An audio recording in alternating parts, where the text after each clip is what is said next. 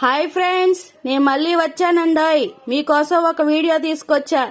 ఇవాళ మా ఇంట్లో బీరకాయ పచ్చడి, 2 బీరకాయలు, అవి కొన్ని పచ్చిమిరపకాయలు, కొంచెం ఆయిల్ వేసుకోవాలండి.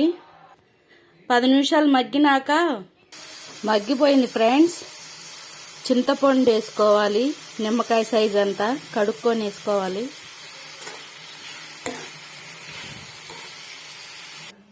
రోట్లో నూరుతున్నాం ఫ్రెండ్స్. ముందు చింతపండు, ఉప్పు వేసుకోవాలి.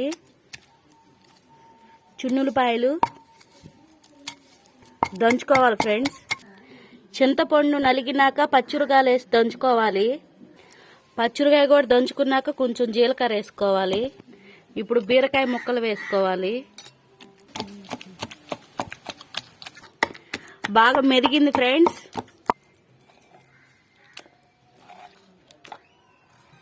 Bye friends. పచ్చడి నచ్చితే లైక్ చేయండి, షేర్ చేయండి, సబ్స్క్రైబ్ చేసుకోండి.